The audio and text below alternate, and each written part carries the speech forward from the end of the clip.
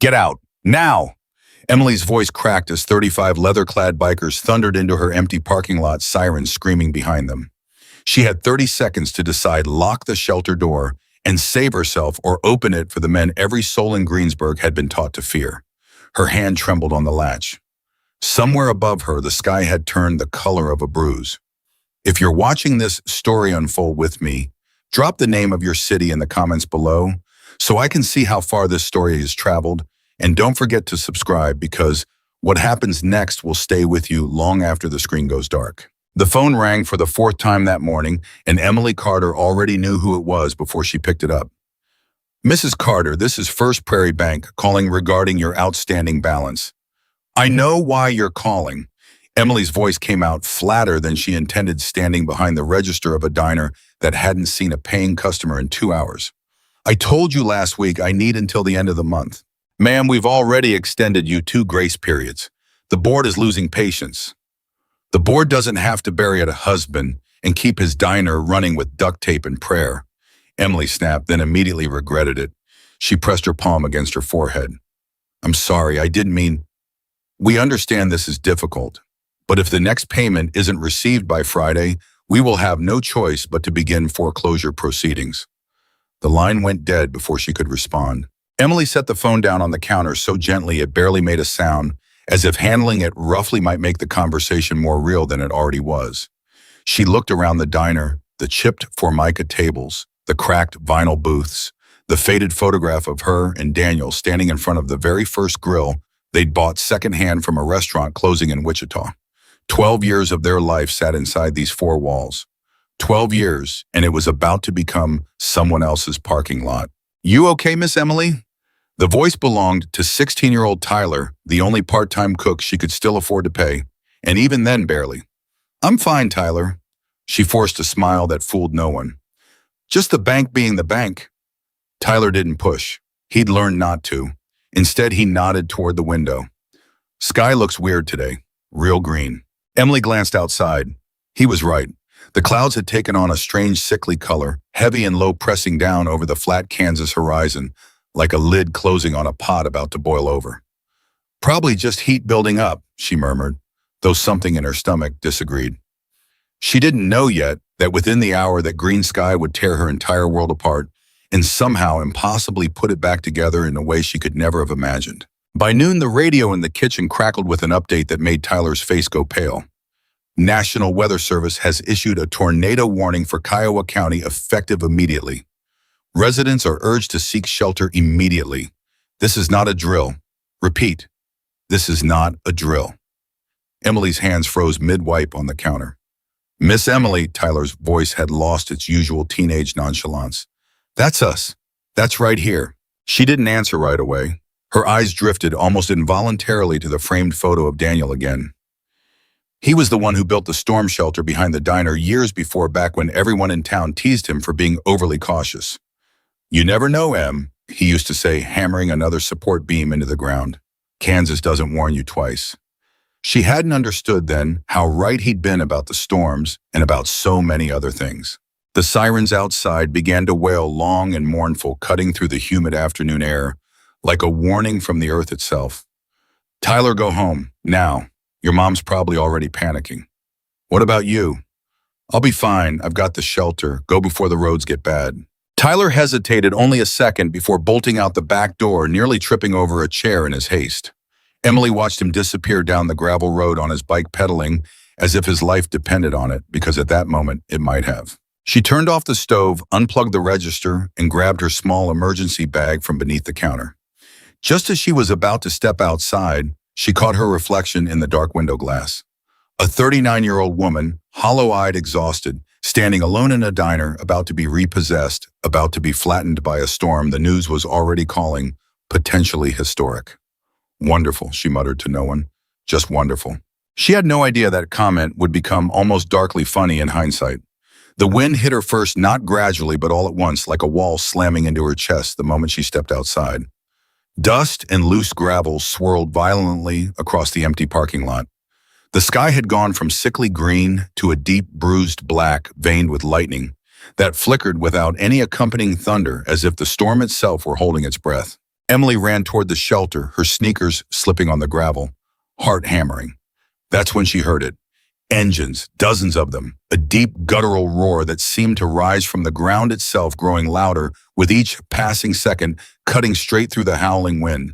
She turned around confused, half expecting a National Guard convoy. Instead, she saw motorcycles, not one, not five, an entire wave of them roaring down the empty highway and swerving hard into her parking lot headlights, slicing through the darkening storm like desperate flares. 35 bikes, 35 riders, all wearing the unmistakable patches of the Hells Angels. Emily's stomach dropped. Every warning she'd ever heard about that name flooded her mind at once. Every rumor, every headline, every whispered story passed around town like gospel. Dangerous, violent, criminals. Stay away, and now they were parking directly in front of her, dozens of them, dismounting in a chaos of leather and boots shouting over the wind. "Ma'am." A massive man with a gray beard and a scarred jaw jogged toward her, both hands raised in a gesture that was somehow both threatening and desperate at once. "We need shelter now. That thing's coming straight for us." Emily's mind screamed at her to run, to lock herself inside and pretend she never saw them. Every instinct told her these were dangerous men, exactly the kind her late husband would have told her to avoid. But then she looked past him, past the leather vests and the tattoos and the intimidating patches, and saw something else entirely. Fear. Raw, unmistakable human fear plastered across the faces of 35 bikers who had nowhere else to go. A woman near the back, maybe in her 30s, was clutching a young girl no older than 7, both of them soaked and trembling. A younger man limped, blood already soaking through the sleeve of his jacket from a piece of flying debris. An older rider knelt on the ground, hyperventilating, hands pressed against his ears. These weren't monsters. These were people, terrified people seconds away from disaster. The wind screamed louder. Somewhere behind the darkness, a freight train roar began to build, the unmistakable sound every Kansas native knew and dreaded. "Ma'am, please!" The gray-bearded man shouted again, louder, this time more desperate. "We don't have much time." Emily's heart pounded so hard she thought it might crack her ribs. She thought of Daniel, of everything he stood for, of the sign that used to hang above the diner counter before it faded and fell. "Everyone eats here. No exceptions." She thought of the bank foreclosure, of the tornado, of 35 strangers who might die in her parking lot in the next 60 seconds if she chose fear over compassion. And in that instant, with the world literally roaring apart around her, Emily Carter made a decision that would alter the rest of her life. "This way," she screamed, pointing toward the shelter door. "Everyone move now." Chaos exploded around her as 35 bikers sprinted toward the underground shelter, boots pounding against gravel wind, howling loud enough to swallow their shouts. "Watch the kid! Watch the kid!" someone yelled as the frightened mother stumbled, nearly dropping her daughter. Emily rushed forward, instinctively catching the little girl's arm before she fell. "I've got her! Go, go, go!" The mother's eyes met Emily's for a split second, wide, tearful, disbelieving that a stranger, a woman who had every reason to slam the door in their faces, was instead pulling her daughter to safety. "Thank you," the mother gasped. Thank you, thank you. Oh, just move," Emily shouted, ushering her toward the shelter entrance. The injured rider stumbled past next, clutching his bleeding arm, face pale from shock. Emily grabbed his good shoulder and steadied him. "Almost there. Stay with me." "Why are you helping us?" he grunted through gritted teeth. "You don't even know us." Emily didn't answer immediately. The wind nearly ripped the words from her mouth before she managed to shout back, "Because it's the right thing to do. Now move." One by one, they poured into the shelter. Leather vests soaked with rain, faces streaked with dust, and fear boots slipping on the metal steps leading underground. Emily counted heads as they passed her, an old habit from years of running a diner and making sure every customer was accounted for. 30, 31, 32. The freight train roar behind her grew deafening. 33, 34.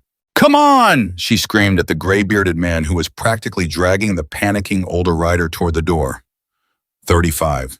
The moment the last biker crossed the threshold, Emily threw herself inside and slammed the heavy steel door shut, spinning the internal lock with hands that wouldn't stop shaking. The sound outside became something Almost otherworldly, a deep guttural roar that seemed to press against the very walls of the shelter, rattling dust from the ceiling, drowning out every voice inside. 35 hardened bikers, one terrified diner owner, all crammed into a shelter built for 12, and above them a monster tornado, tearing the only life Emily had left into pieces she couldn't yet imagine. Inside the cramped concrete room, the air was thick with fierce sweat and the metallic smell of blood from the injured rider's arm. Nobody spoke for several long seconds. The only sound was the storm above, an apocalyptic roar that made the entire shelter tremble like a tin can in a giant's fist. Emily's eyes adjusted to the dim emergency lighting. 35 faces stared back at her, some hardened, some frightened, all of them for the first time looking at her not as an enemy or a stranger, but as the person who had just saved their lives. "Everyone accounted for?" the gray-bearded man asked, his booming voice slightly softer now. 35, Emily confirmed, still catching her breath. "That's everyone." A tense silence followed, broken only by the muffled cries of the little girl still clutched tightly against her mother's chest. "Shh, baby, it's okay," the mother whispered, rocking her gently. We're safe now." Emily crouched slightly, catching the woman's eye. "What's her name?" "Lily," the mother answered, voice trembling. "I'm Sarah. My husband's... He's out riding with the group. I don't even know if he made it." "He's here," a voice interrupted. A younger biker near the back raised his hand slightly. "Mike's fine, Sarah. He's 2 feet from you. He's just too stubborn to say he's scared." A ripple of tension broke just slightly as a tall man with a shaved head and a nervous laugh raised a hand sheepishly. "I'm not scared. I'm cautious." Despite everything, despite the storm roaring above them like the end of the world, Sarah let out a small, broken laugh, pulling Lily closer. Emily allowed herself the briefest exhale of relief before her attention snapped toward the injured rider, still clutching his bleeding arm. "Let me see that," she said firmly, kneeling beside him. "It's fine," he grunted, though his pale face betrayed the truth. "It's clearly not fine. Let me see it." Reluctantly, he extended his arm.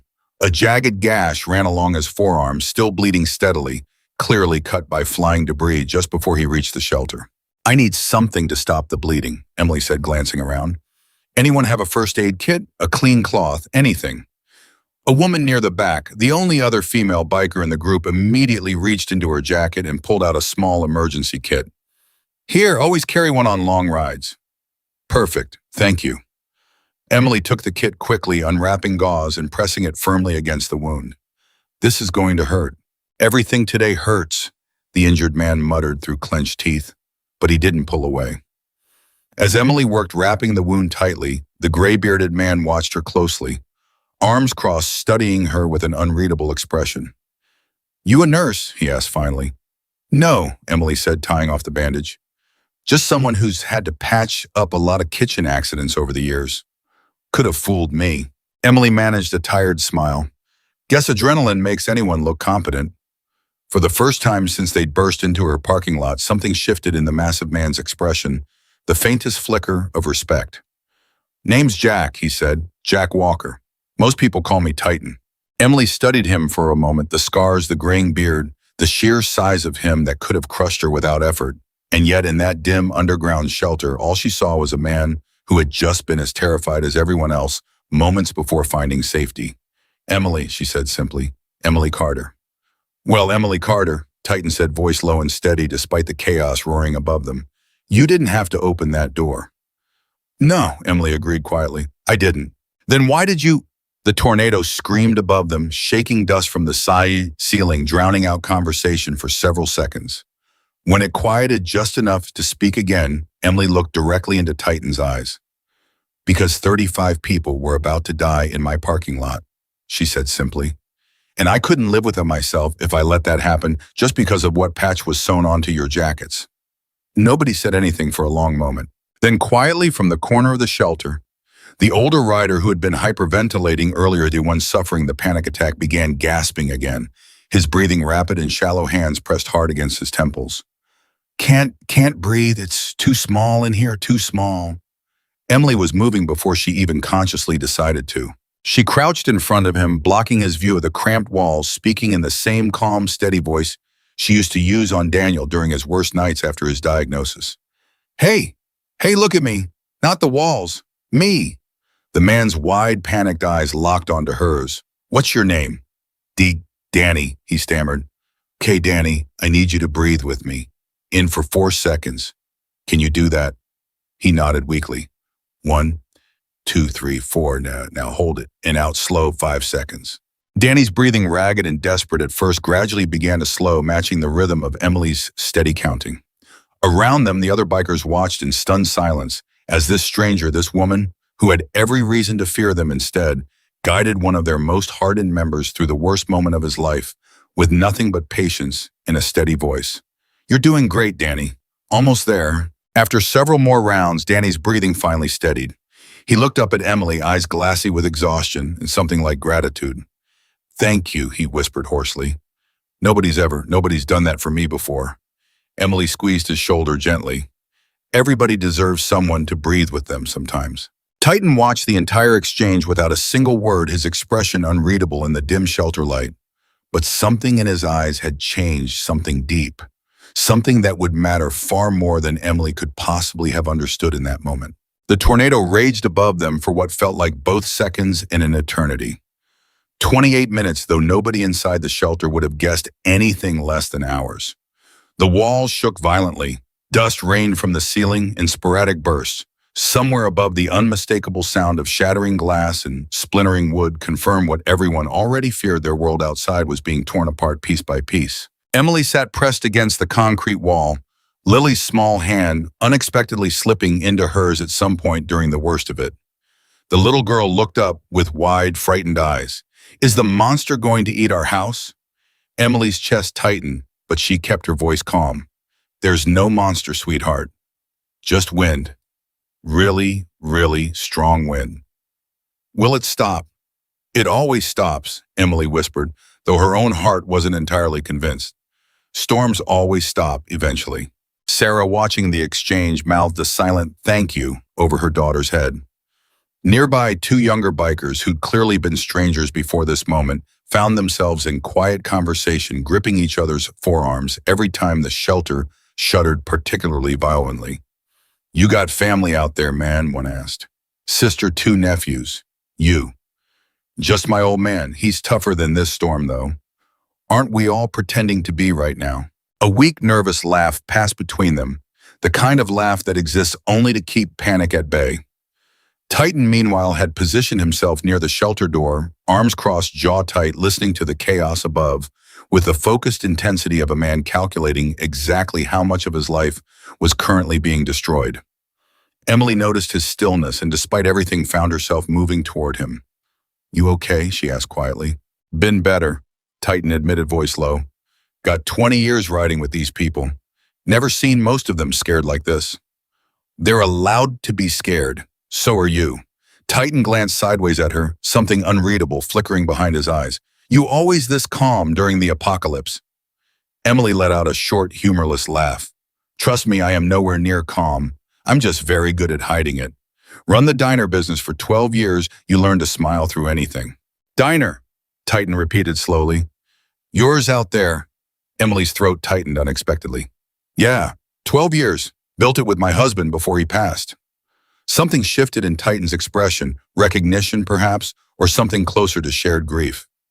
I'm sorry, he said quietly, and for the first time, it didn't sound like empty politeness. It sounded like a man who understood loss intimately. Before Emily could respond, the entire shelter shook violently, dust exploding from the ceiling, as something enormous crashed directly above them.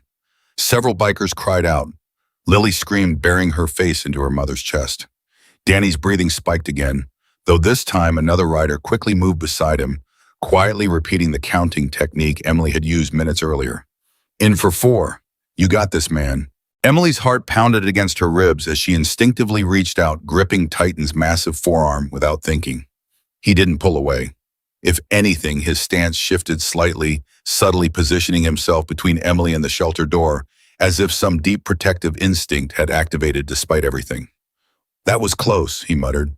Too close, Emily whispered back. For nearly 30 seconds, nobody spoke. The world above continued its violent, deafening destruction, and 36 strangers pressed together in the darkness, bound by nothing but fear, and the desperate hope that the next few minutes wouldn't be their last. And then almost as suddenly as it began, the roar began to fade.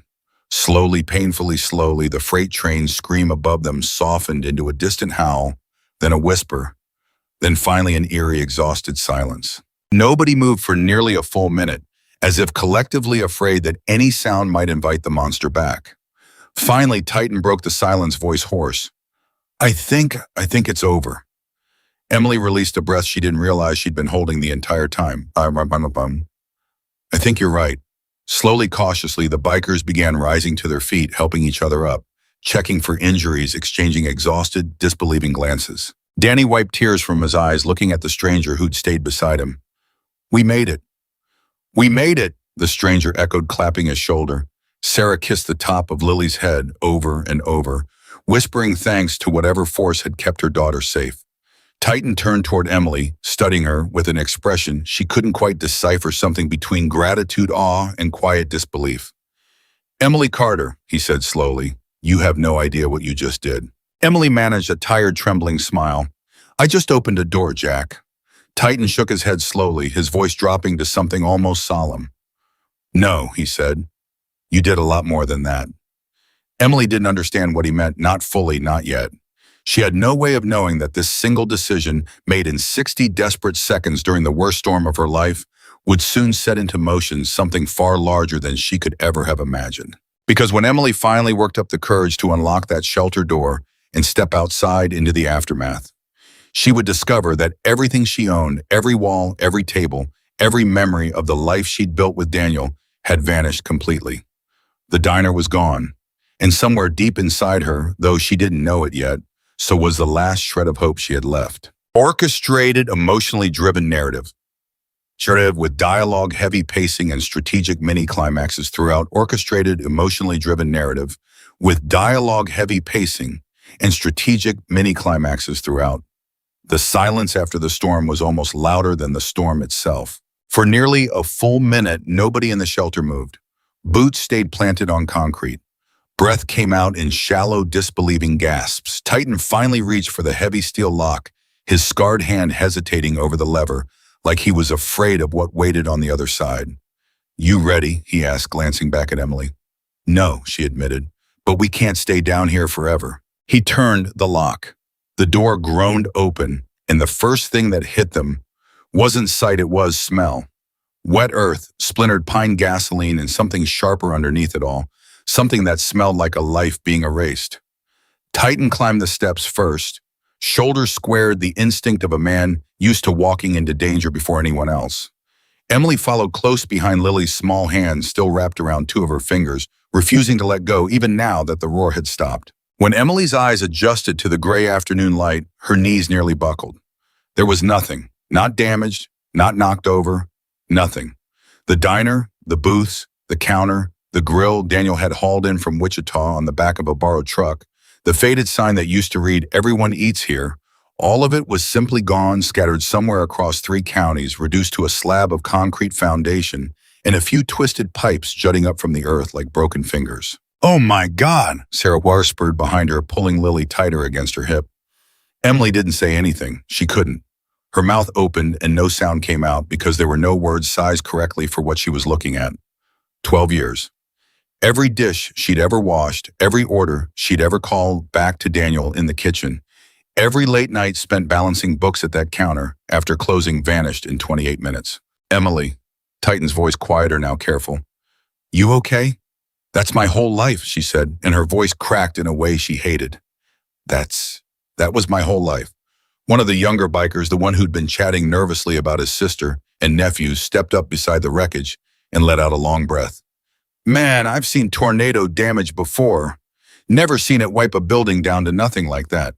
"She built a shelter that saved 35 of us," another rider muttered almost to himself, staring at the rubble. "And her own place got flattened like it was made of paper." The unfairness of it sat in the air like smoke. Danny, still pale, still shaken from his panic attack underground, walked slowly toward the concrete slab, crouching down and running his palm across the cold surface like he was trying to make sense of it with his hands, since his eyes clearly couldn't. "You saved us," he said, not looking up. "You saved 35 strangers, And this is what you come back to. Storms don't check who deserves what, Emily said quietly. They just take. Nobody argued with that. For several minutes, the group simply stood in the gray light, surveying the wreckage in silence. The kind of silence that exists only after something enormous has happened and everyone is still trying to figure out how to keep breathing normally. Then Sarah's voice broke it softer than before. Emily is there. Anyone you need to call family, someone who can come help. Emily's throat tightened. No family close by. It was just me and Daniel who built this place. He passed 2 years ago. I'm sorry, Sarah whispered. Me too, Emily said, and for the first time since stepping out of the shelter, her voice wavered dangerously close to breaking completely. Titan noticed. He always noticed things like that. A man who'd spent decades reading rooms full of tension, learning who was 2 seconds from cracking and who could hold. He stepped closer, lowering his voice so only she could hear. Hey, look at me. Emily turned eyes glassy. You didn't lose everything, Titan said. 35 people are standing here breathing because of you. That's not nothing. That's not close to nothing. It doesn't pay the mortgage, Jack. No, he admitted. It doesn't. The honesty of that answer, no false comfort, no empty platitude, hit Emily harder than any reassurance could have. She appreciated it more than she expected to. That's when the first sirens reached them from a distance, emergency vehicles working their way down the ruined county road, picking through debris scattered across what used to be pavement. We should let them know everyone's accounted for, Titan said, already moving toward the road, waving his arm high to flag down the first approaching truck. While he did, the group began quietly organizing themselves, checking on each other, tending to smaller cuts and bruises, the injured rider from earlier wincing as he flexed his bandaged arm. Bandage held, he said, almost surprised. Didn't think it would. I've had practice, Emily said, managing a small, tired smile despite everything. Kitchen accidents. Told you. Guess I owe you twice now. You don't owe me anything. Ma'am, he said more seriously this time. With respect, I think that's exactly the problem. You keep saying that like it's true. Emily didn't have an answer for that. A county rescue truck rolled to a stop near the wreckage, and 2 exhausted-looking first responders climbed out, eyes widening slightly, at the sight of 35 leather-clad bikers standing amid tornado debris next to a woman who was clearly the property owner. Everyone all right here? The older responder asked, cautiously glancing between the group with an expression that suggested he wasn't quite sure what he was walking into. Everyone's fine, Emily said quickly. They took shelter with me. We're all accounted for. The responder's eyebrows lifted slightly, surprise flickering across his face, but he nodded, professional courtesy taking over. That's good. That's real good. We've got reports of damage all through the county. You folks are lucky. Lucky, Emily repeated softly, glancing at the concrete slab that used to be her entire world. The responder either didn't catch the bitterness in her voice or chose not to address it. We'll get a damage assessment team out here in the next day or 2. In the meantime, is there somewhere you can stay, ma'am? Emily opened her mouth, and for a moment nothing came out because the honest answer was no. She didn't have anywhere. Her apartment was the small room behind the diner that no longer existed either. Titan answered before she had to. She's got people, he said, simply nodding toward the group of bikers around them. The responder glanced between them again, clearly puzzled by the dynamic, but didn't push further. All right, we'll be back through. Y'all stay safe. As the truck pulled away, Emily turned to Titan, brow furrowed. I don't have people, Jack. You do now, he said, for today at least. That single sentence lodged itself somewhere deep in Emily's chest, a small, unexpected warmth in the middle of devastation. Over the next hour, something strange and unexpected began happening. Despite having their own bikes to check their own injuries, to nurse their own families, to call the 35 bikers didn't simply disperse. Instead, several of them began quietly clearing debris from around the concrete slab, dragging splintered wood and twisted metal into piles, careful not to disturb what might still be salvageable underneath. You don't have to do that, Emily said, watching 2 of them haul a shattered section of the counter out from under a collapsed support beam. We know, one of them grunted, not stopping. Doing it anyway.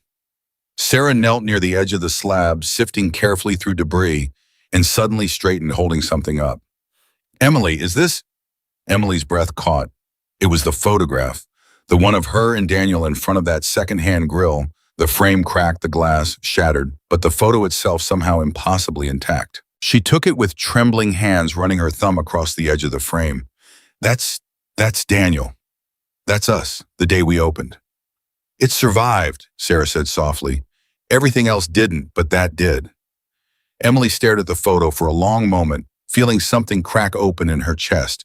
Not devastation this time, but something closer to disbelief that anything at all had made it through.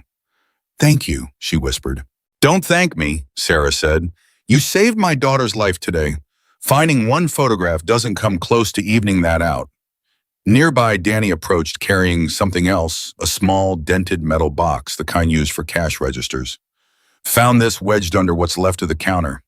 Locked, but it's still got weight to it. Emily took it, hands shaking harder now. That's the emergency cash box. Daniel kept it for... She stopped, throat tightening. For emergencies just like this, apparently. Guess he planned ahead, Danny said quietly. He always did, Emily whispered, more than I gave him credit for. The moment stretched heavy with memory until Titan's voice cut through gentler than expected. We should get moving soon. Storm's clear, but there's more weather building west. Don't want to get caught out here again. Emily nodded, wiping her eyes quickly, embarrassed at how close she'd come to falling apart in front of 35 strangers, who 24 hours ago she would have crossed the street to avoid. As the bikers began preparing, their motorcycles checking tires, wiping debris off seats, helping each other clear branches from where the bikes had been parked, Emily found herself standing near Titan, watching the group with a strange hollow ache building in her chest. You're leaving, she said. It wasn't a question. We've got people waiting on us, families, chapters expecting us to check in. Titan's voice was steady, but something in his expression suggested he wasn't entirely comfortable with the timing either. We don't just disappear on people, Emily. Same reason you didn't lock that door. I understand, she said, and she did. Even something inside her quietly protested the idea of watching them ride away and being left alone with a slab of concrete and a cracked photograph. Titan studied her for a long moment. You gonna be okay? I don't know, Emily admitted more honestly than she intended. I don't have insurance that's active. I don't have savings. I don't have a diner. I don't really know what okay looks like right now. Something flickered behind Titan's eyes.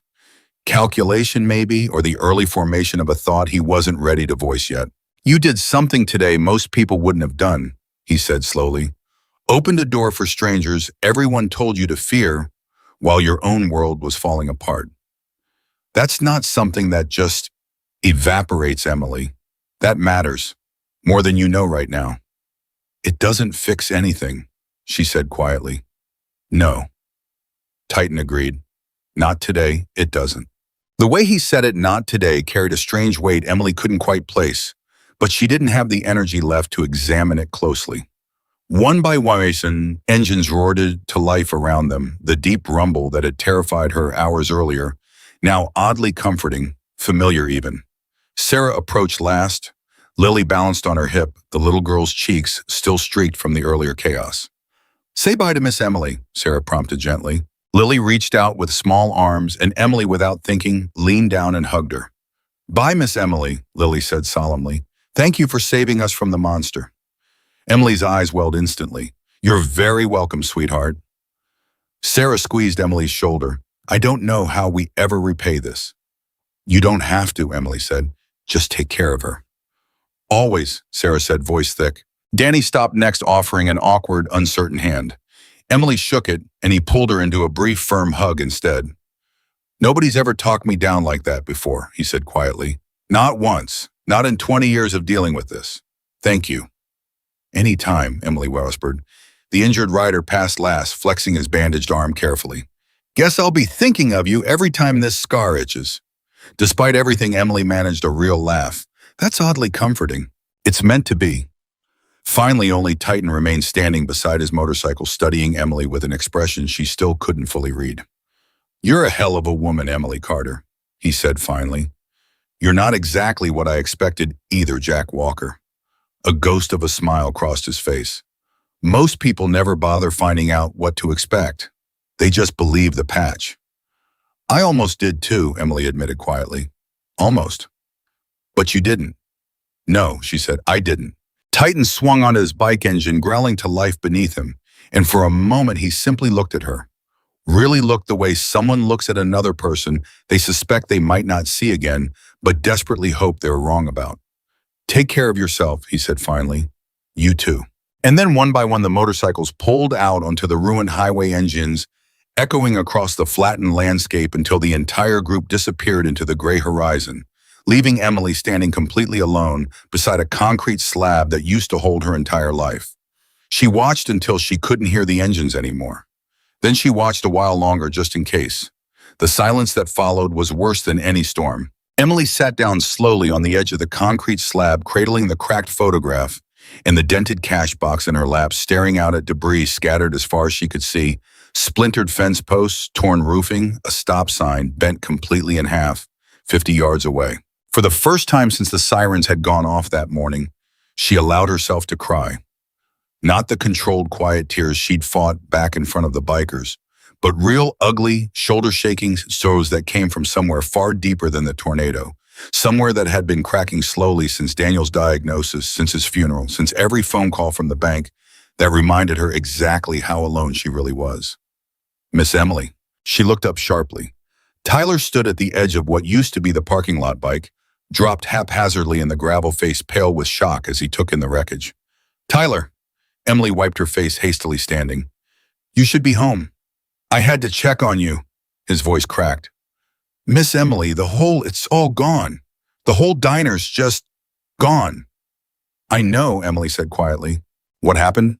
"I saw a bunch of motorcycles out here earlier from the road, big group of them, and I thought—" He stopped, confusion crossing his young face. "Wait, were those the Hells Angels people said they came through town right before the storm hit?" "They took shelter with me," Emily said simply, "in Daniel's storm shelter." Tyler's eyes widened. "You let them in." "I did." "Miss Emily, everyone says those guys are—" "They're people, Tyler," Emily interrupted more sharply than she intended. "Scared people who needed help, same as anyone else would have been. Same as you would have been." Tyler fell silent, clearly processing this new information against everything he'd grown up hearing. Did they do anything, take anything?" "They saved a photo," Emily said, holding it up, "and a cash box. And honestly, Tyler, if anything, they helped me more today than they took." Tyler looked at the wreckage again, then back at Emily. Something shifting behind his young eyes, the early formation of a lesson he'd likely carry for the rest of his life. "What happens now?" he asked quietly. Emily looked out over the ruined lot at the twisted pipes and shattered concrete at the horizon, where 35 motorcycles had disappeared only an hour before. "I don't know," she admitted. "I really don't know, Tyler." That night, Emily stayed in the ruins longer than she should have, sitting on an overturned cooler. Someone had dragged out of the debris wrapped in a blanket a neighbor had brought over after hearing the news. The stars came out slowly above the wreckage, indifferent and distant, and for a long time Emily simply sat there, replaying the entire day in fragments that refused to arrange themselves into any coherent order. Her phone buzzed, unknown number. She almost didn't answer. "Hello? Mrs. Carter. This is Riverside Insurance calling regarding your claim inquiry." Emily's stomach tightened instantly. "Yes, I need to file for tornado damage. My business was completely destroyed this afternoon." There was a pause on the line, the kind of pause that never preceded good news. "Mrs. Carter, I'm showing here that your commercial policy lapsed 3 weeks ago due to non-payment. I'm very sorry, but without an active policy at the time of the incident, we're unable to process a claim." The words hit like another gust of wind, knocking whatever fragile balance Emily had left completely off its foundation. "There has to be some mistake," she said, voice barely steady. "I paid that policy. I know I did. I'm showing a missed payment in May, ma'am. The policy was canceled after the 60-day grace period." Emily closed her eyes, doing the math, even though she already knew the answer. May, the month Daniel's final hospital bill had come due. The month she'd had to choose between insurance and medication. "So there's nothing," she whispered. "I'm very sorry, Miss Carter. You may qualify for FEMA disaster assistance, but I'd encourage you to apply as soon as possible given the scale of damage in the area." The call ended. Emily sat in the darkness, phone still pressed against her ear long after the line went dead, staring at the skeleton of concrete and pipe that used to be everything she'd built with the man she loved. Somewhere in the distance, a dog barked. The wind gentler now rustled through debris, scattered across the ruined field. Emily Carter, 39 years old, widow business owner, former business owner, now sat alone in the wreckage of her entire life, believing with absolute certainty that this was rock bottom. She had no way of knowing that 4 days later, the ground beneath that same ruined lot would begin to tremble again, not from another storm, but from something far larger, far louder, and far more impossible than anything she could have imagined, sitting there in the dark, utterly convinced that opening that shelter door had cost her everything she had left. For now, all she could do was pull the blanket tighter around her shoulders, clutch the cracked photograph against her chest, and whisper into the empty night the only words that felt true. "I don't know what to do next, Daniel," she said softly. "I really don't." The wind didn't answer. Nothing did. But somewhere on a highway 200 miles away, 35 motorcycles were pulling into a gas station, and Jack Titan Walker was already reaching for his phone, dialing a number that hadn't been called in months, about to set in motion something Emily Carter couldn't possibly have predicted. Orchestrated narrative escalation. FEMA shortfall, banking pressure, biker arrival, climax. Orchestrated narrative escalation. FEMA shortfall, banking pressure. Biker arrival climax. The phone call ended, but Emily didn't move from the overturned cooler for a long time. When she finally did, it was only because the cold had worked its way through the blanket and into her bones, and some stubborn part of her refused to let a tornado do to her body what it had already done to her diner. She didn't sleep that night. Not really. She stayed at a neighbor's spare room, staring at the ceiling, running numbers in her head that never came out right, no matter how many times she rearranged them. By morning, the numbers hadn't gotten kinder. "Mrs. Carter, I've got your FEMA application pulled up here," the caseworker said over the phone, her voice polite but rushed clearly, one of hundreds of calls she was fielding that week. "Based on the damage assessment and your documentation, you're approved for individual assistance." Emily sat up straighter. That's good. How much?" "Initial disbursement is $2,100 with potential for additional housing assistance pending further review." Emily closed her eyes. $2,100 against a mortgage balance that ran well into six figures, against equipment costs, against a business that no longer existed in any form except a slab of concrete and a photograph that had survived by accident. "That's it?" she asked quietly. "I understand that feels small compared to the scope of damage, ma'am, but it's meant to bridge immediate needs housing essentials while other resources come through." "What other resources?"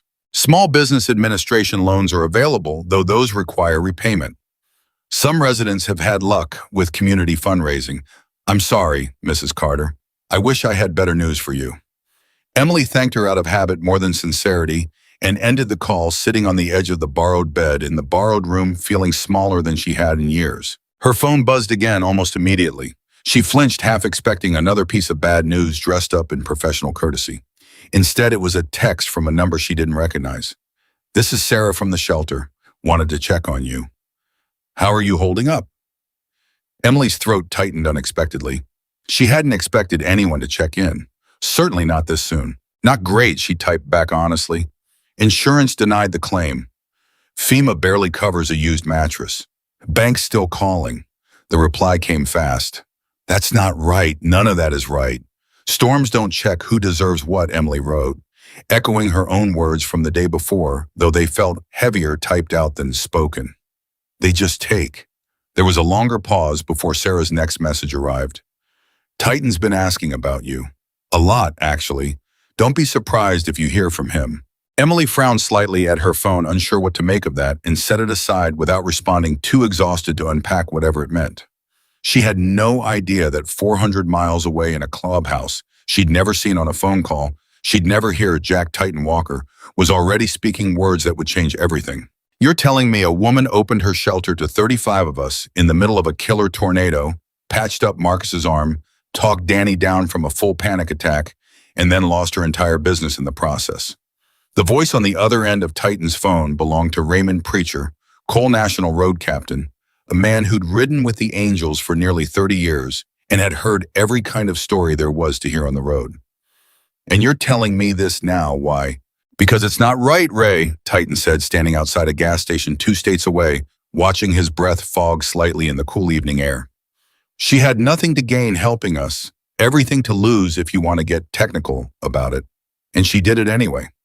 So what exactly are you asking for? Titan hesitated only a second. I want to put it to the chapters, all of them. See what we can raise. There was a long pause on the line, the kind that made Titan wonder if the call had dropped. You know what you're asking? Preacher finally said. That's not a local collection jar, Jack. That's a national call. I know exactly what I'm asking. Word gets out about this, people are going to ask why. Going to want the full story. Then we give them the full story, Titan said firmly. Every bit of it. Woman didn't ask who we were before she opened that door. Didn't care about patches or reputation or 30 years of headlines. She saw people who needed help and she helped them. That's the story. That's all of it. Another pause, shorter this time. You really believe in this one, huh? Titan glanced back toward the highway, toward the direction they'd ridden from 2 days earlier, toward a ruined diner and a woman standing alone amid its wreckage. Yeah, he said quietly. I do. All right, Preacher said finally. I'll make some calls. But Jack, if we're doing this, we're not doing it small. We do this, we do it right. Wouldn't have it any other way. The call ended, and Titan stood alone outside the gas station for a long moment, staring at nothing in particular, already picturing something he hadn't dared say out loud to Preacher, something far bigger than a simple chapter collection, something that felt less like an idea and more like an inevitability now that it had taken root in his mind. He pulled his phone back out and began scrolling through contacts he hadn't touched in years. Chapter presidents in California, Texas, Florida, Ohio, men and women he'd ridden beside at funerals, weddings, charity runs, and everything in between. By the end of that night, 43 phone calls had been made. By the end of the week, that number had multiplied into hundreds. Back in Greensburg, Emily had no idea any of this was happening. Her days had collapsed into a grim, repetitive rhythm. Waking in a borrowed bed, drinking coffee she couldn't really afford, driving past the wreckage of her diner because some masochistic part of her needed to see it every morning, as if daring herself to believe it had all been a bad dream. It never was. On the fourth day, the calls from the bank became more frequent and more pointed. Mrs. Carter, this is David Ferris calling from First Prairie Bank.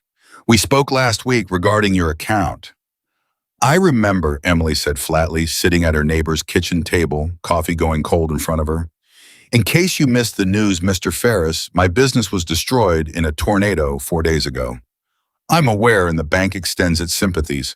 However, that doesn't change the outstanding balance on the property loan. You can't be serious. Mrs. Carter, the bank has been more than patient. Given the current circumstances, we're prepared to offer a resolution that avoids formal foreclosure proceedings, which would be far more damaging to your credit long term. Emily's grip tightened around her coffee mug. What kind of resolution? A voluntary transfer of the property deed to the bank in exchange for forgiveness of the remaining loan balance and settlement of associated fees. It would allow you to walk away clean without a foreclosure mark on your record. You want me to just give you the land? It's currently non-productive land with no structure remaining on it, Mrs. Carter. Frankly, it's a generous offer given the circumstances.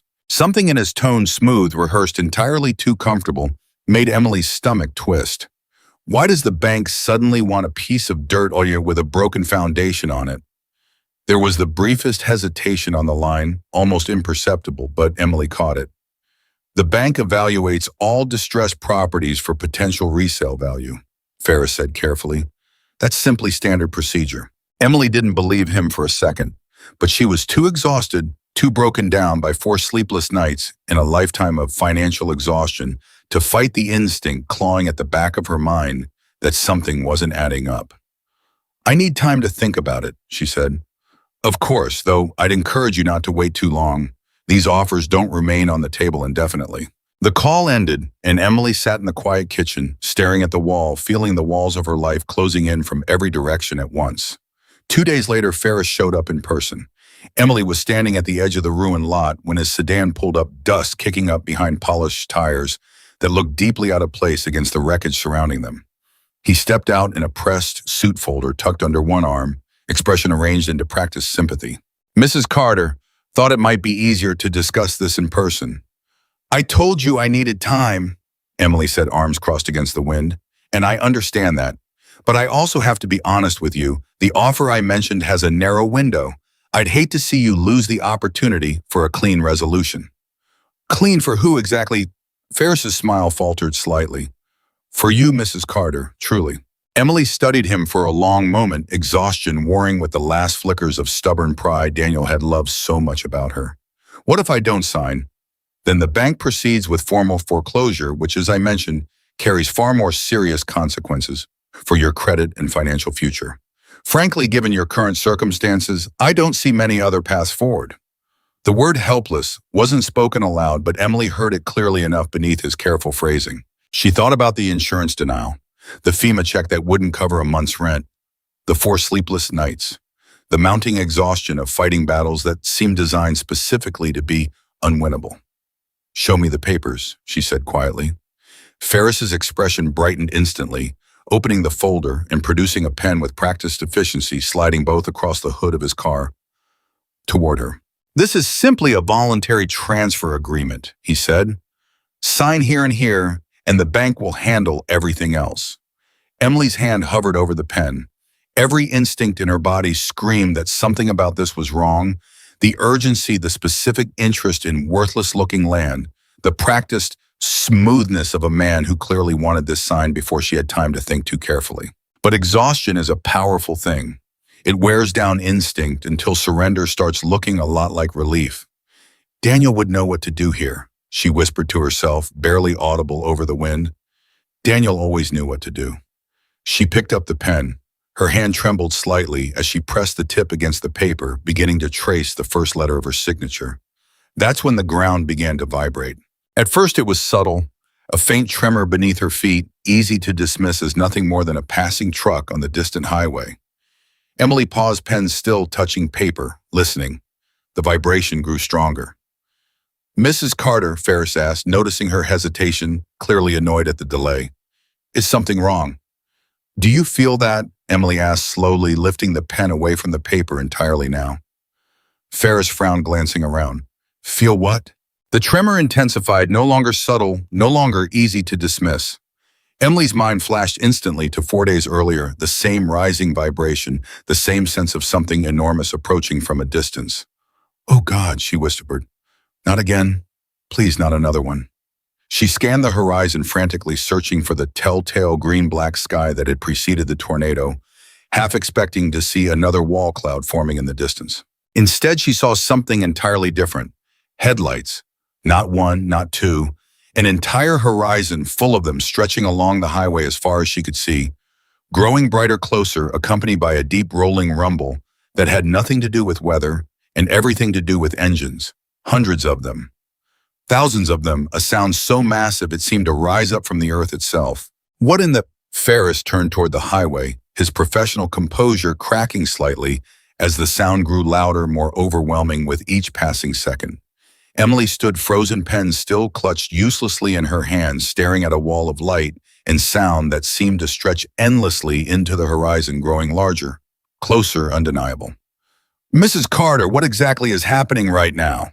Ferris demanded, though his voice had lost most of its earlier confidence. Emily didn't answer. She couldn't.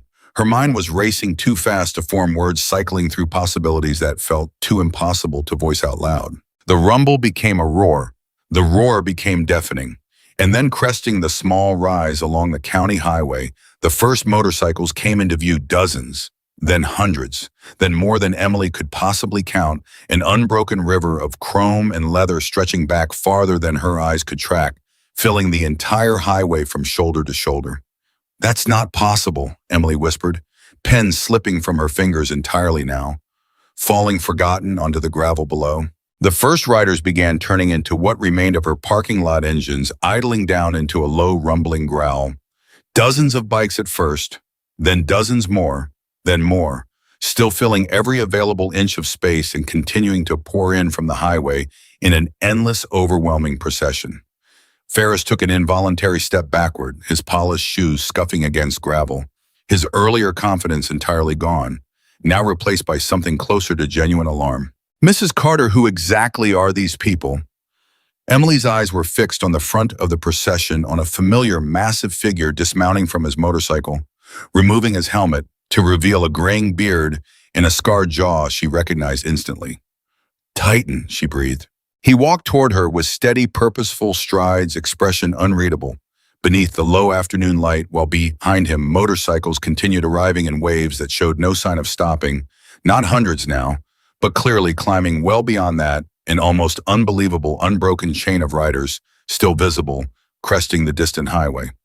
Jack, Emily said, voice barely above a whisper, "What is this? What's happening?"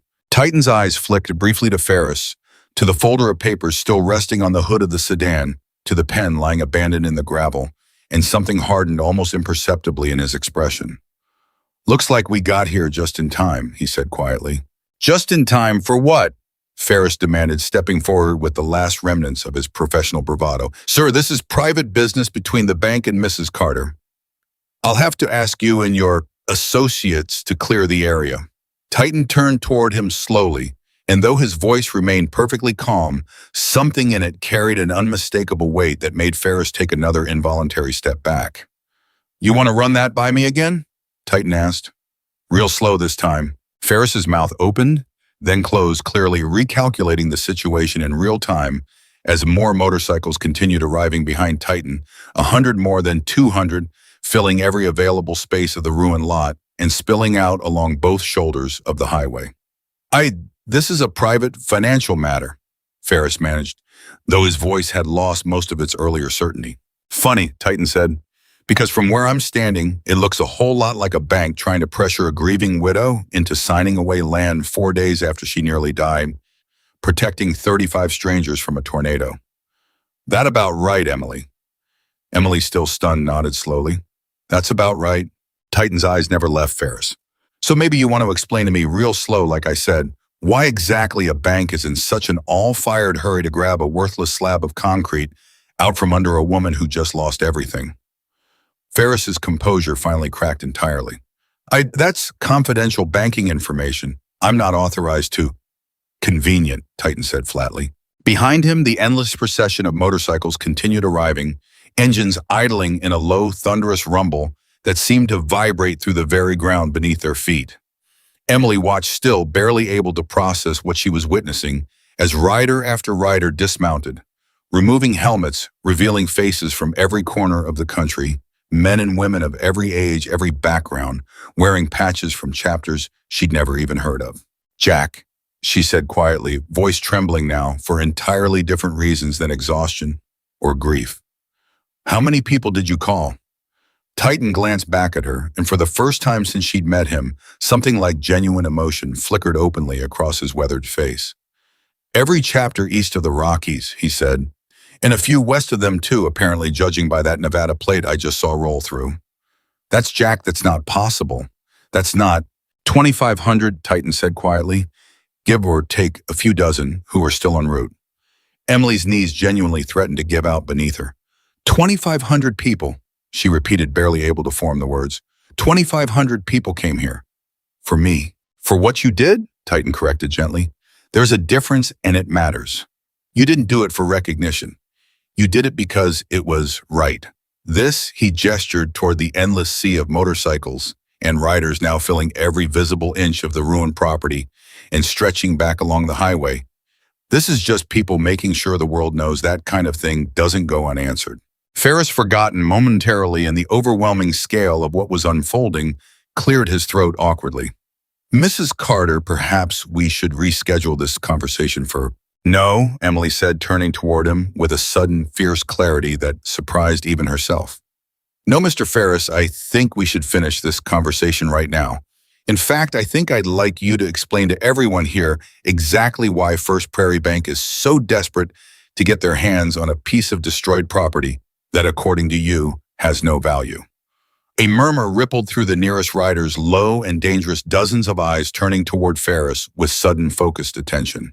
"That information is proprietary," Ferris stammered, sweat visible on his forehead, now despite the cool afternoon air. "Try again," Titan said quietly. Ferris's eyes darted between the endless sea of riders surrounding him, clearly recalculating just how thoroughly the balance of power in this conversation had shifted in the last 5 minutes. There's been interest," he finally admitted, voice tight, "from a logistics company, cross-country trucking. They're looking to build a distribution hub along this corridor, and this property sits at a critical junction point. They've offered the bank a substantial acquisition price well above the outstanding loan balance. The words hung in the air like a confession, which in every way that mattered they were. "So you weren't doing me a favor," Emily said slowly, understanding, crystallizing with each word. "You were trying to steal my land out from under me for pennies on the dollar before I found out what it was actually worth." That's an aggressive characterization. "It's an accurate one," Titan interrupted flatly, "and I think you know it." Ferris said nothing, his silence answering more clearly than any words could have. Emily looked down at the abandoned papers still resting on the hood of his sedan, then back up at Ferris, something hardening in her expression that hadn't been there in years, not since Daniel's funeral, not since the bank's first threatening call, not since she'd started believing deep down that she simply didn't have the strength left to fight for anything anymore. "I'm not signing anything today," she said clearly, loud enough for the nearest riders to hear.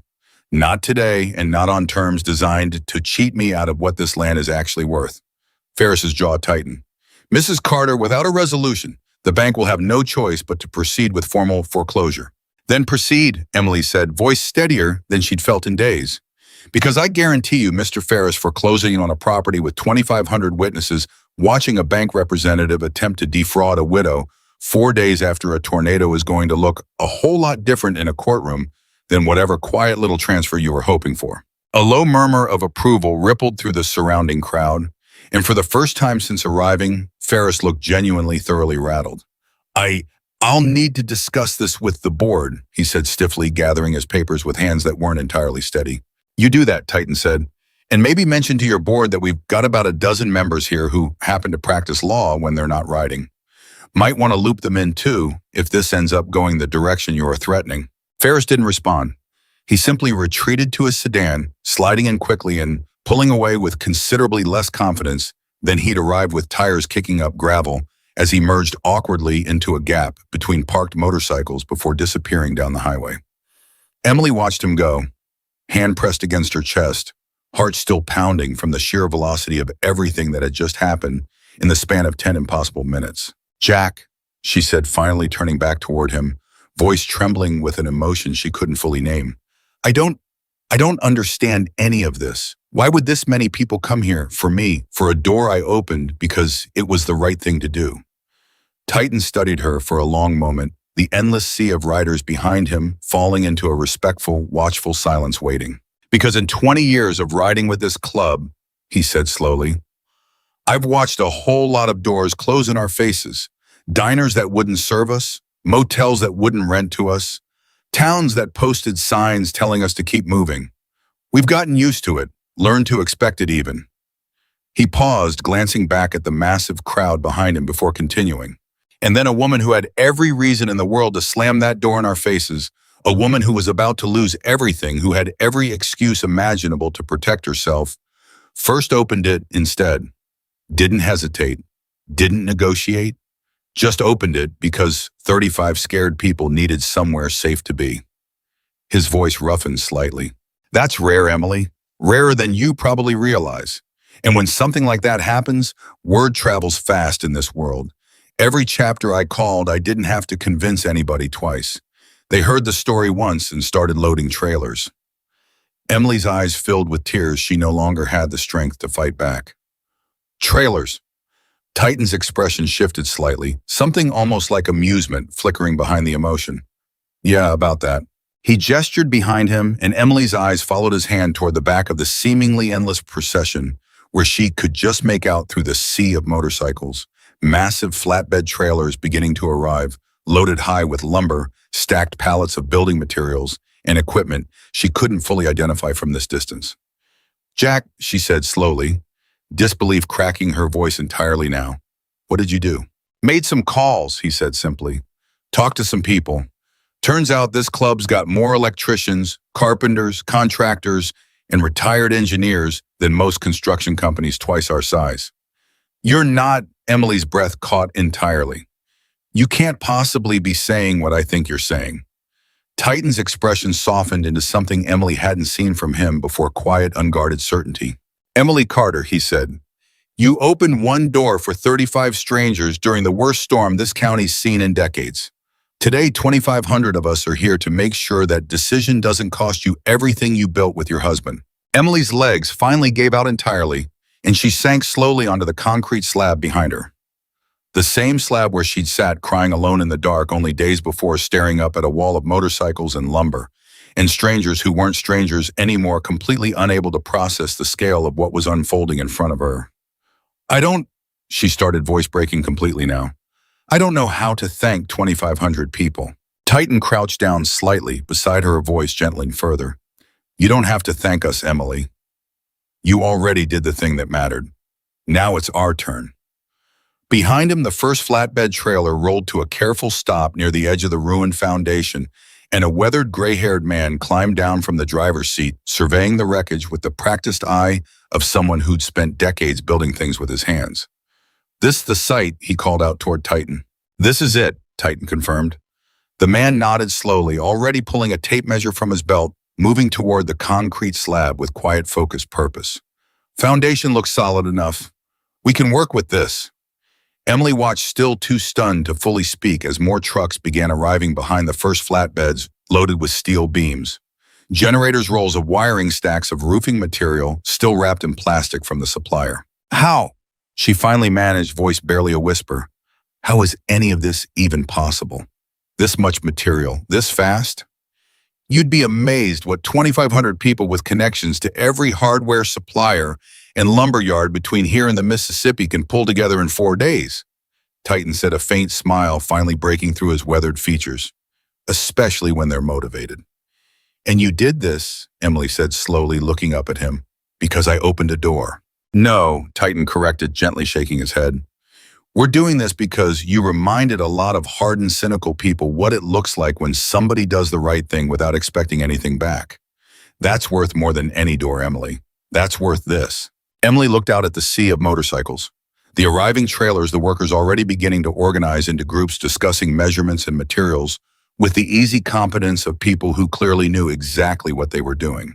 And for the first time in 4 devastating days, something Emily hadn't felt since before Daniel's diagnosis, since before the bank's first threatening call, since long before the tornado had torn her entire life apart, in 28 merciless minutes began cautiously, carefully returning to her chest. Hope.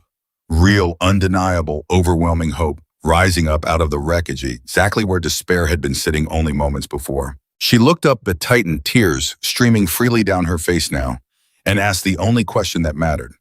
Where do we start? Titan's smile widened, genuine and warm for the first time since she'd met him.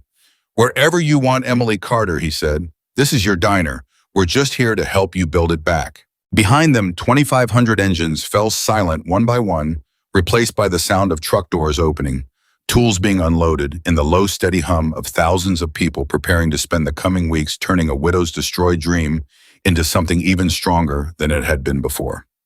Orchestrated narrative arc to Sungdot Ngân hàng đến Khai Trương Hoàn Trang. Orchestrated narrative arc to Sungdot Ngân hàng đến Khai Trương Hoàn Trang. The gray-haired contractor's name was Earl, and within 20 minutes of stepping off his flatbed, he had already claimed the hood of his truck as an impromptu drafting table, sketching foundation measurements across a yellow legal pad, while 3 other men leaned over his shoulder, arguing good-naturedly about load-bearing walls. You want the kitchen where the old one was, or are you thinking bigger? Earl asked, glancing up at Emily without looking up from his sketch. Emily blinked. I hadn't thought that far ahead. 20 minutes ago, I thought I was signing my land away. Well, you're not, Earl said simply. So think about it now. This foundation's solid, but there's no reason we can't extend it 8-10 feet if you want more seating. Titan says you were running that place solo most nights.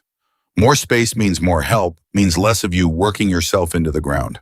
The casual practicality of it, the assumption that, of course, they'd build it bigger, of course, they'd build it better, nearly broke Emily's composure all over again. I don't have the money for bigger, she admitted quietly. Earl finally looked up, weathered face creasing into something between amusement and gentle reproach. Ma'am, look behind you. Emily turned. Behind her, more trailers were arriving by the minute, unloading pallets of lumber, rolls of electrical wire, stacks of drywall still wrapped in plastic. A group of riders had already formed a human chain, passing materials hand to hand with the practiced efficiency of people who'd clearly done this before for other people in other towns after other disasters. Money's not really the obstacle here today, Earl said. Time and vision are. So, bigger or the same footprint? Emily looked at the concrete slab, small, familiar, the shape of 12 years of memory, and then at the crowd of thousands still filling the highway in surrounding fields waiting for direction, waiting to build something with their hands for a woman most of them had never met. Bigger, she said, voice steadier than she expected. Daniel always wanted to add a back room for private parties. Never had the money. Earl grinned, already scratching new lines onto his legal pad. Now we're talking. By the second day, the transformation had become almost impossible to comprehend. What had been a bare concrete slab now bore the skeletal outline of framed walls, steel support beams rising where the old wooden ones had been, a footprint noticeably larger than the original structure, exactly as Earl had sketched. Emily walked the site each morning in a state of perpetual disbelieving wonder, watching electricians run conduit through walls that hadn't existed 24 hours earlier, watching roofers measure trusses with a precision that made her old contractor, the one Daniel had hired for the original build over a decade ago, look almost amateur by comparison. "You've done this before," she said to a woman named Denise, who was currently running wire through a junction box with practiced, confident hands. "This exact thing, rebuilding after disaster. More times than I'd like," Denise admitted, not looking up from her work. "Hurricane relief in Louisiana, flood rebuild in Missouri, wildfire recovery out in California year before last. This club's been doing disaster rebuilds for going on 15 years now. Most folks don't know that part. They just see the leather and the bikes and assume the worst. How many builds like this have you done?" Denise considered the question seriously. "Personally, maybe a dozen. Club-wide, lost count somewhere past 50. Emily sat with that number for a long moment, feeling something in her understanding of the world quietly shift and resettle into a new, more accurate shape. "Why doesn't anyone know about this?" she finally asked. Denise finally looked up, an expression carrying the weariness of someone who'd answered this question more times than she cared to count. "Because Bikers Rebuild Disaster Victims Home doesn't sell papers the way Biker Gang Causes Trouble does. Nobody puts a camera on us hammering nails. They put a camera on us when something goes wrong at a bar 3 states away. That's just how it's always been." The unfairness of it sat heavy in Emily's chest, made heavier by the fact that 4 days ago, she herself had almost believed the same headlines Denise was describing. "I'm sorry, Padma," Emily said quietly. "I almost didn't open that door. I want you to know that. Every warning I'd ever heard was screaming at me not to." Denise's expression softened slightly. "But you did anyway. That's the part that matters, Emily. Doesn't matter what you almost did. Matters what you actually did when it counted." Before Emily could respond, a commotion near the front of the property drew both their attention, raised voices, the low murmur of a crowd gathering, and underneath it, a voice Emily recognized instantly, tight with barely controlled anger. Ferris was back. This time he hadn't come alone. 2 additional men in similarly pressed suits flanked him, along with a uniformed county official carrying a clipboard, and Emily's stomach dropped at the sight a local news van parked haphazardly at the edge of the property. "Mrs. Carter," Ferris's voice had lost its earlier smoothness, replaced by something clipped and defensive. "I need to speak with you regarding unauthorized construction occurring on bank collateralized property." "It's not bank collateralized," Emily said, walking toward him with a confidence that surprised even herself. "The loan is still active. The bank doesn't own this property, I do. The bank holds a lien against this property, which gives us significant interest in any structural modifications or improvements. Are you seriously trying to stop people from rebuilding my diner?" Emily's voice rose sharp enough that several nearby workers paused tools, lowering slightly as attention shifted toward the confrontation. "I'm simply here to ensure all parties understand the legal complexities involved," Ferris said stiffly. "Unpermitted construction on collateralized property could constitute a violation of loan terms, which the bank would be well within its rights to. Permits are being pulled." Earl's voice cut in the older contractor, stepping forward, with the legal pad still tucked under one arm, entirely unbothered by the suits or the county official. "Filed electronically yesterday morning. County office confirmed receipt an hour ago. Everything here is being done to code inspected as we go fully permitted. Ferris's confidence flickered visibly. That seems unusually fast for permit approval. County's motivated to help disaster victims rebuild quickly, the uniformed official interjected, speaking for the first time, his tone carrying an edge of something almost like amusement, especially when the applicant's got 2,500 extra hands ready to work the second the paperwork clears. Made my job pretty easy, honestly. The news reporter, sensing the shifting dynamics, stepped closer with her cameraman trailing behind microphone, already extended toward Ferris. Sir, can you clarify for our viewers exactly why First Prairie Bank is attempting to halt reconstruction efforts for a tornado victim who lost her business less than a week ago? Ferris's face reddened instantly. We're not attempting to halt anything, we're simply ensuring. Mr. Ferris came to my property 4 days ago, Emily interrupted, turning directly toward the camera, voice steady despite her racing heart, and pressured me into signing away my land for pennies on the dollar, while withholding the fact that a trucking company had already offered the bank a price far above what I actually owed. I didn't sign, and now apparently the bank would rather stop me from rebuilding than admit they got caught trying to take advantage of a grieving widow. The reporter's eyes widened slightly, clearly recognizing a much bigger story than the one she'd arrived expecting to cover. Is that true, Mr. Ferris? She asked, microphone swinging back toward him. Ferris opened his mouth, closed it, and glanced desperately toward his two silent colleagues, who offered no assistance whatsoever, clearly having decided in real time that this particular fire was not one they intended to stand near. That characterization is, Ferris stammered, sweat visible on his brow despite the cool morning air. The bank simply evaluates all options available for distressed properties. Convenient options that happen to benefit a trucking company willing to pay well above market value.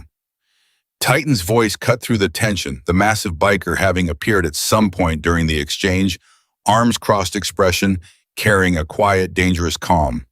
Funny how that particular option never made it into your first conversation with Emily. Ferris's colleagues exchanged a brief, uncomfortable glance.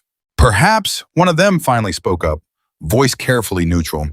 It would be prudent for the bank to revisit its position on this account, given the circumstances. You think, Titan said flatly. The reporter, sensing blood in the water, pressed further. Mrs. Carter, given everything that's happened, what would you like to see from First Prairie Bank moving forward? Emily took a breath, steadying herself, feeling the weight of thousands of watchful eyes around her, bikers, workers, county officials, and now potentially an entire regional television audience. I'd like the loan restructured to reflect fair market value of the land without the pressure tactics, she said clearly. And I'd like an apology, though frankly I'm not holding my breath on that one. A ripple of laughter moved through the surrounding crowd, breaking the tension slightly. Ferris's silent colleague cleared his throat. Mrs. Carter, I believe we can arrange a meeting to discuss appropriate restructuring terms. I apologize for any miscommunication that occurred during initial conversations. That's not an apology, Titan muttered, just loud enough for the nearest microphone to catch it. The reporter smiled slightly, clearly delighted with the segment forming in real time. This has been an incredible story unfolding here in Kiowa County.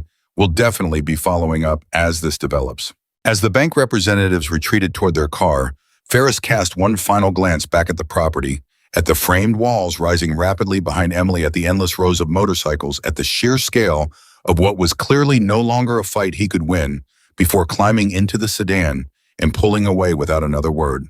The moment the car disappeared down the highway, the entire crowd erupted into applause, and cheering tools raised triumphantly into the air, engines revving in celebration.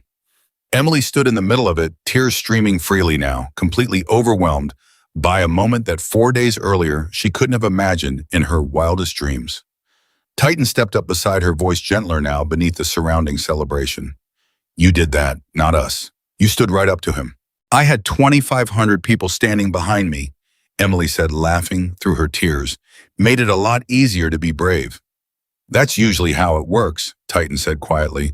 Nobody's brave completely alone. Everybody needs somebody standing behind them sometimes. You just forgot you were allowed to ask. Over the following days, the construction pace accelerated into something Emily could barely track. Walls rose. Roofing went up in sections, precise and efficient. The back room Daniel had always dreamed of, the one for private parties, for community gatherings, for exactly the kind of celebration currently unfolding around its own construction began taking shape exactly as Earl had sketched. Local residents, initially watching from a cautious distance, began drifting closer each day, curiosity slowly overcoming decades of ingrained suspicion. "You mind if we help?" a middle-aged man asked one afternoon, standing awkwardly at the edge of the property with two teenage sons in tow. Emily recognized him vaguely, Roger Higgins owning the hardware store 2 towns over. Someone who'd occasionally stopped in for coffee, but never much more than that. "Roger," Emily said, surprised. "Of course, we could use the extra hands." Roger glanced nervously at the nearest group of bikers who were currently laughing over some shared joke while hoisting a support beam into place. "Gotta admit, wasn't expecting to spend my Saturday working alongside the Hells Angels." "Neither was I," Emily admitted. "Turns out preconceptions don't hold up too well once you actually get to know people." Roger's oldest son, maybe 17, was already staring with undisguised fascination at the nearest motorcycle, a gleaming custom build with intricate flame detailing along the tank. "That's a beautiful bike," the boy said almost involuntarily. The biker standing nearby, a woman named Cassie, who Emily had learned specialized in electrical work, glanced over smiling slightly at the boy's obvious admiration. "Built it myself, took the better part of 2 years." "You built that yourself?" the boy asked, eyes widening. "Every bolt," Cassie confirmed. "Want to see the engine work?" The boy glanced at his father, who after a moment's hesitation nodded. Within minutes, the teenager was crouched beside Cassie, peppering her with questions about carburetors and torque specs, decades of ingrained stereotype dissolving in real time under the simple weight of shared enthusiasm. Roger watched the exchange, something shifting visibly behind his eyes. "Guess I had some things wrong," he admitted quietly to Emily. "Most of us did," Emily said, myself included 4 days ago. By the end of that week, what had started as a cautious trickle of local volunteers had transformed into a steady stream. Teachers, shop owners, retired farmers, teenagers looking for something to do during summer break, all working alongside bikers from chapters spanning the entire country, the strange, unlikely combination somehow functioning with remarkable seamless efficiency. It was during the second week that Emily received the call that nearly knocked the wind out of her entirely. "Mrs. Carter, this is Patricia from First Prairie Bank's regional office. I'm calling regarding the restructuring of your account." Emily braced herself instinctively, old exhaustion rising automatically despite everything that had changed around her. "All right, what's the news?" "Given the circumstances brought to our attention and following an internal review, the bank has decided to fully forgive the remaining loan balance on your property, effective immediately." Emily sat down heavily on an overturned bucket near the construction site phone, pressed hard against her ear. "I'm sorry, can you repeat that?" "The loan balance is forgiven, Mrs. Carter, in full. Additionally, the bank would like to extend a formal apology for the conduct of our representative during initial conversations, along with a contribution toward your rebuilding efforts as a gesture of goodwill." "A contribution?" Emily repeated numbly. $25,000 transferred directly to an account of your choosing." Emily's hand trembled so hard she nearly dropped the phone entirely. "Why the sudden change of heart?" There was a pause on the line, followed by something that sounded suspiciously like discomfort. "Mrs. Carter, the story regarding your situation has gained significant regional attention following the news segment last week. Combined with several formal complaints regarding our representative's initial conduct, the board determined that a resolution reflecting fairness and good faith was in the bank's best interest." Translation. Emily understood immediately they'd gotten caught, and the bad press had cost them far more than the loan balance was worth. "I appreciate the resolution," Emily said carefully, "though I hope you understand it doesn't erase what almost happened." "I understand completely, Mrs. Carter. And again, I apologize on behalf of the institution." The call ended, and Emily sat frozen for a long moment, staring at the phone in her trembling hands, before looking up to find Titan watching her from several yards away, having clearly caught enough of the conversation to guess at its contents. "Loans forgiven," she said, voice barely above a whisper. "Completely forgiven. Plus $25,000. Titan's weathered face broke into a broad, genuine grin. "Well, look at that." "How?" Emily said, standing on unsteady legs. "How did this happen?" The news story, the bank suddenly caring about fairness, might have had something to do with about 6,000 angry comments on that news station's social media page, Titan said, not quite meeting her eyes. and maybe a formal complaint filed with the State Banking Commission by a few of our members who happen to have law degrees they don't use much these days. You did this, Emily said, understanding dawning. We just made sure the right people were paying attention, Titan said simply. The rest was on the bank of fix once they realized how bad this looked. Emily felt tears rising again, a now familiar sensation over the past 2 weeks, though these tears carried an entirely different weight than the ones she'd cried alone in the dark, clutching a cracked photograph beside a pile of rubble. Jack, she said quietly, I don't know how I'm ever going to repay any of this. The building, the loan, all of it. Titan's expression turned serious, gentler than she'd seen from him before. Emily, you're not keeping score here. Nobody is. You did something extraordinary when it mattered most without expecting anything in return. This, he gestured toward the rapidly rising structure behind them, toward the hundreds of workers still moving with steady, purposeful energy across the property. This isn't a transaction. It's just people recognizing goodness and choosing to answer it. By the third week, the building had transformed entirely larger, sturdier, and unmistakably beautiful, in a way the original diner, for all its sentimental value, had never quite managed to be. The back room Daniel had always dreamed of stood complete windows overlooking the same flat Kansas horizon that had once brought a killer tornado roaring toward this exact spot. Emily stood in the center of the nearly finished dining room, running her palm along a newly installed counter. Not the same one Daniel had hauled from Wichita all those years ago, but something Earl and his crew had built by hand, using reclaimed wood salvaged from local barns, damaged in the same storm, each plank carrying its own small history of survival. You've been quiet today, Titan observed, appearing beside her, as he often did now, having stayed through the entire rebuild despite Emily insisting more than once that he didn't need to. Just thinking about Daniel, Emily admitted, wondering what he'd say if he could see this. What do you think he'd say? Emily considered the question seriously, running her hand along the reclaimed wood counter one more time. He'd probably ask why it took a tornado and 24 bikers with law degrees to finally get the back room built. Titan laughed, a genuine warm sound that had become increasingly familiar over the past 3 weeks. Sounds like a man with priorities. He was, Emily said softly. He really was.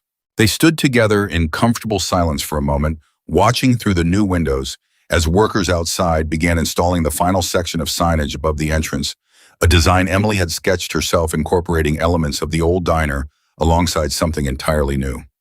You never did tell me, Titan said eventually, what you're calling it. The new place.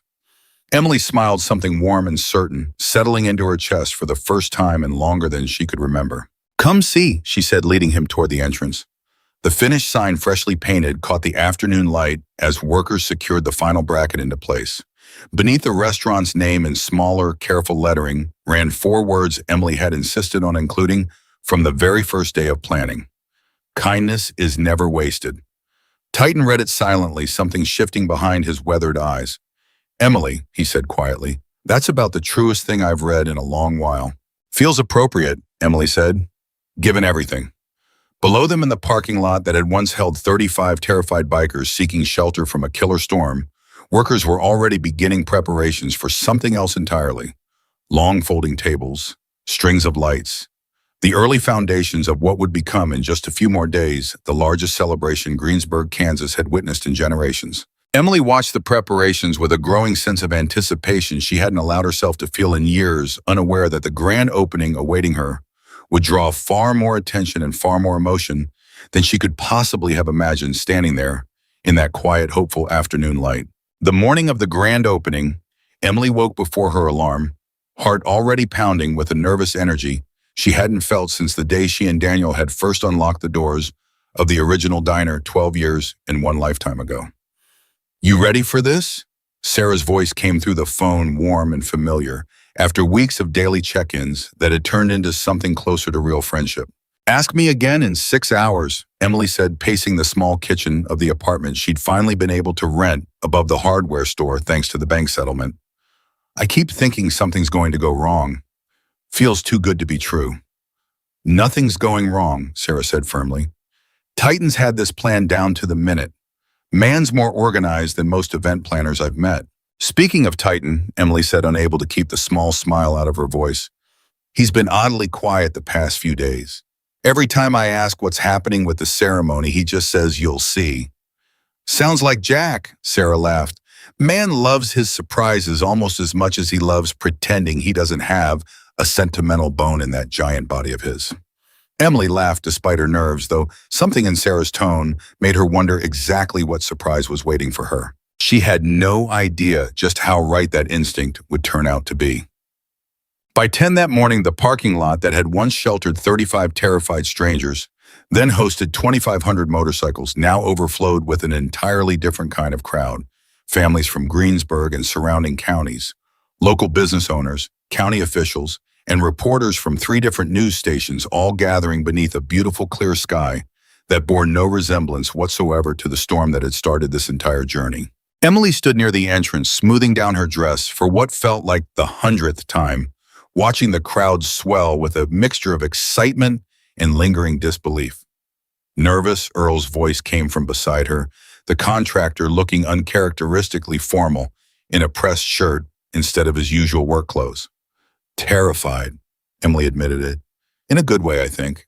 Good terrified is the best kind, Earl said, patting her shoulder, with the same rough affection he'd shown throughout the entire rebuild. Building turned out beautiful, Emily. Damn proud of what we made here. I couldn't have done any of this without you. Without all of you. That's kind of the whole point, Earl said simply. Nobody builds anything worth having completely alone. Before Emily could respond, a low, familiar rumble began building in the distance. Not the overwhelming roar of 2,500 motorcycles, but something smaller, more measured, growing steadily louder as it approached. Titan appeared at her side, freshly shaved, wearing a clean vest that still somehow managed to look exactly like him, despite the formal occasion. You look terrified, he observed, echoing Earl's earlier assessment. Everyone keeps telling me that's a good thing today. It is, Titan confirmed. Means it matters. Come on. Time to cut that ribbon. Emily allowed herself to be led toward the entrance where a bright red ribbon stretched across the new doorway, the freshly painted sign gleaming above it in the midday sun, kindness is never wasted, catching the light exactly as she'd imagined it would.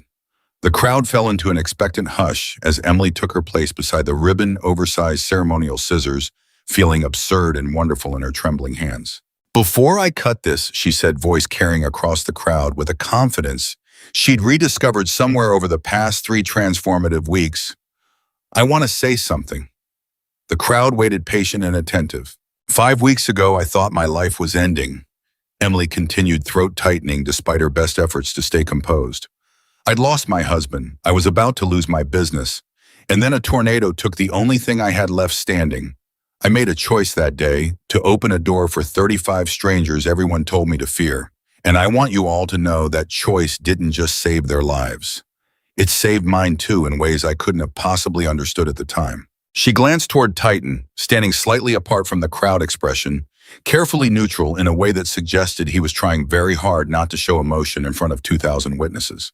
This building isn't just a diner, Emily continued. It's proof that kindness finds its way back to you, even when you least expect it, even when it seems like the whole world is falling apart. So thank you to every single person who picked up a hammer, wired a socket, framed a wall, or simply showed up to prove that judgment based on appearance is the emptiest kind of judgment there is. The crowd erupted into applause, and Emily, tears now flowing freely, despite her earlier resolve, raised the ceremonial scissors and cut through the ribbon in one clean motion.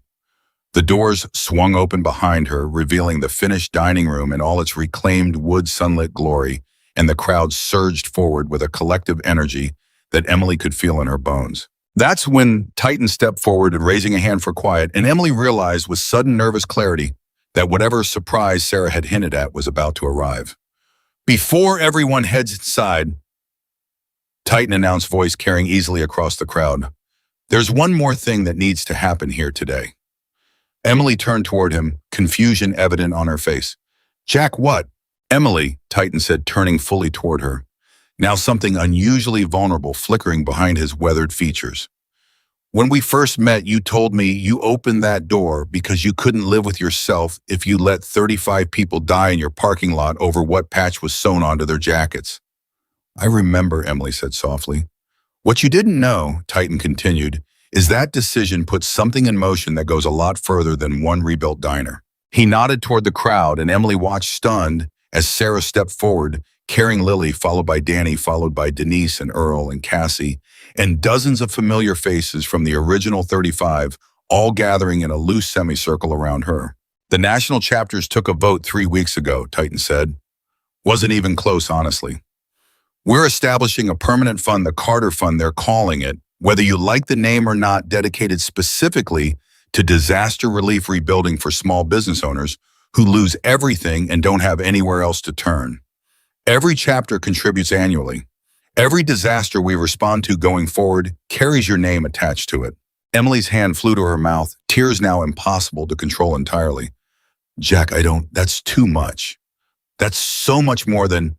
It's exactly enough, Titan interrupted gently, because what you did wasn't small, Emily. It just felt small to you because you were the one doing it. But from where we're standing, you didn't just open a door for 35 people. You opened a door for every person this fund is ever going to help for years, maybe decades after today. The crowd around them had fallen completely silent, absorbing the weight of what was unfolding, and Emily found herself surrounded by faces she'd grown to consider genuine friends over the past 3 transformative weeks, every one of them watching her with open, unguarded emotion. I don't know what to say, Emily whispered. You don't have to say anything, Sarah said, stepping forward with Lily still balanced on her hip. You've already said everything that mattered 5 weeks ago in about 60 seconds during the worst storm any of us had ever seen. Lily, now considerably less shy than during the terrifying hours in the shelter, reached out toward Emily with small, insistent arms. Emily took her instantly, holding the little girl close, overwhelmed by an emotion too large and complicated to properly name. Miss Emily, Lily said solemnly, Mommy says you're a hero. Emily's voice cracked completely now. I'm not a hero, sweetheart. I just opened a door. That's what heroes do, Lily said with the simple, unshakable confidence that only children seem to possess. They open doors when everyone else is too scared to. The crowd, having heard the little girl's words carry clearly across the suddenly quiet lot, erupted into fresh applause, several people visibly wiping away tears of their own. 잠깐. The celebration that followed stretched long into the evening tables, groaning under the weight of dishes contributed by half the county motorcycles and pickup trucks, parked side by side in a configuration that would have seemed impossible 5 weeks earlier. Emily moved through the crowd in a daze of gratitude, stopping every few feet to embrace someone new. Roger Higgins and his sons, now regular fixtures at the construction site, turned regular customers before the diner had even officially opened. Denise, who'd promised to return for the diner's 1-year anniversary. Earl, who'd already started sketching plans for an outdoor patio addition on a fresh legal pad, despite Emily's protests that the current building was more than enough. Near sunset, she found herself standing beside Titan at the edge of the property, looking back at the glowing windows of the finished diner packed with customers laughing and eating and celebrating in a way the original building had rarely, if ever, witnessed. Never seen a grand opening quite like this, Titan admitted, watching the scene with quiet satisfaction. Never had a grand opening built by 2,500 bikers before, Emily replied, laughing softly. Fair point. They stood in comfortable silence for a long moment, the same kind of silence that had settled between them dozens of times over the past 3 weeks, familiar now in a way that would have seemed impossible on the day they'd first met, standing terrified in a parking lot as a tornado bore down on them both. Jack, Emily said finally, can I ask you something? Always. That day in the shelter when you asked me why I opened that door, I gave you an answer, but it wasn't the whole truth. Titan turned toward her, curious. What was the whole truth? Emily considered her words, carefully watching the last light of the day catch against the new sign above the diner entrance. The whole truth, she said slowly, is that I'd spent 2 years since Daniel died convinced I had nothing left worth protecting. The diner was failing. I was drowning in debt. I genuinely believed my life had stopped mattering the day he passed. And then 35 people showed up needing help, and for the first time in 2 years, I remembered what it felt like to matter to someone else. That's why I opened the door, Jack. Not because I was being noble, because saving you all reminded me I still had something worth giving. Titan was quiet for a long moment, processing the raw honesty of her admission. You know what's funny? He said eventually. I think most of us needed the exact same reminder. Spent years getting told what we were by people who never bothered finding out the truth. You didn't just save our lives that day, Emily. You reminded a whole lot of hardened people that we were still capable of receiving kindness from someone who owed us absolutely nothing. Seems like we saved each other, then, Emily said softly. Seems like it, Titan agreed. 6 months later, the diner had become something far larger than Emily could have imagined during those desperate, terrifying days following the tornado. Word of the story had spread well beyond Kiowa County, drawing curious visitors from across the state, eager to see the place where 35 bikers had sheltered from a storm and 2,500 more had returned to rebuild what the tornado destroyed. But more than the curiosity, more than the increased business, what mattered most to Emily was what happened every year on the anniversary of that first terrifying storm. The first annual Kindness Ride drew nearly 4,000 riders that inaugural year. Hells Angels chapters from across the country, alongside local residents who'd once crossed the street, rather than make eye contact with a leather vest, now riding together in a procession that stretched for miles along the same highway where 2,500 motorcycles had once arrived to save a widow from losing everything. The ride raised funds for disaster relief. It raised funds for veterans struggling with PTSD, inspired directly by Danny's continued recovery and his willingness to speak publicly about the panic attack Emily had helped him through in that cramped underground shelter. It raised funds for scholarships supporting children like Lily growing up in families rebuilding after natural disasters. You started something that's never going to stop growing, Sarah told Emily during the third annual ride, watching Lily, now a confident 8-year-old, race excitedly between motorcycles greeting bikers she'd grown to know as family over the years. I didn't start anything, Emily said, watching the endless procession of riders with the same wonder she'd felt every year since the first. I just opened a door. Emily, Sarah said, laughing gently, at what point are you going to stop saying that like it wasn't the single bravest thing any of us has ever witnessed? Emily considered the question seriously, watching the diner bustling behind them, ranchers sharing tables with truck drivers, police officers laughing alongside veterans, bikers and locals indistinguishable now in their easy familiarity with one another. Maybe never, she admitted. Maybe some things are supposed to stay simple in your own memory, even when they turn into something enormous for everyone else. Titan, overhearing the exchange as he approached with 2 plates of food, smiled knowingly. She's been saying that same thing for 3 years now, he told Sarah. Woman refuses to accept she did anything extraordinary, even with 4,000 motorcycles parked outside proving otherwise. Maybe extraordinary just felt like the obvious choice at the time, Emily said, accepting the plate Titan offered. Doesn't make it less extraordinary, just makes it feel less complicated in hindsight. That's usually how the important choices work, Titan said, settling into the seat beside her, the same easy companionship that had grown steadily between them over the years, evolving into something neither of them had expected, but both had quietly come to treasure. Feels simple when you're doing it, only looks complicated looking back.